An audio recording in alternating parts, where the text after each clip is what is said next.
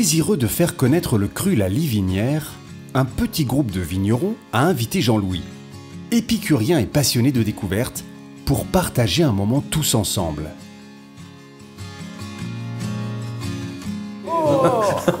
œuf marbré au jus. Donc dessous on est sur une crème version du Barry. On a mis un petit peu de truffe, un petit peu de champignons, l'huile verte. Merci Fabien. Merci beaucoup. Christian, tu nous parles des sols?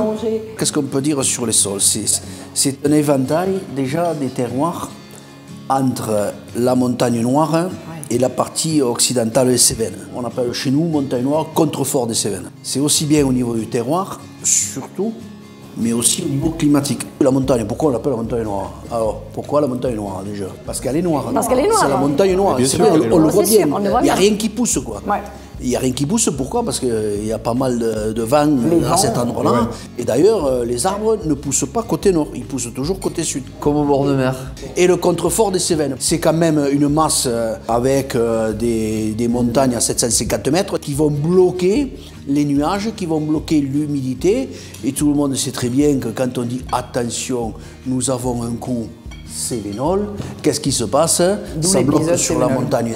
Et on tombe de l'eau comme vache qui pisse. Le long de cette montagne noire, on retrouve cette mosaïque de terroir. On a des sols, par exemple nous sur Cesseras, on n'a pas de schiste. Il y a des zones plus argileuses quand on monte sur le Causse, des argilo-calcaires plus au niveau du village. Et c'est les jolis coteaux, entre guillemets.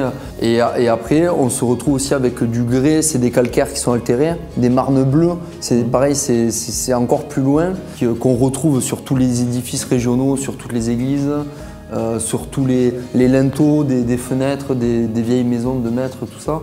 Et en fait, ce terroir, il est dans le sol, mais on le retrouve aussi dans notre quotidien.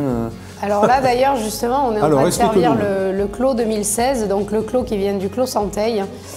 C'est un Syrah Grenache Mourvèdre, un tiers de chaque. Merci. Moi, je suis sur un terroir donc, de grès siliceux.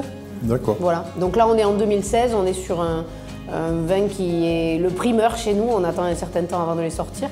On travaille sur la longueur en bouche et on ne pourrait pas obtenir des choses comme ça avec autant de fraîcheur et de concentration si on n'était pas sur ce contrefort de la montagne noire. C'est intéressant.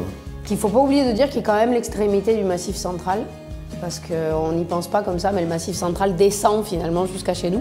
Et c'est ce qui nous permet d'avoir dans le terroir de la Livinière un côté très gourmand, très généreux et en même temps avec beaucoup de fraîcheur.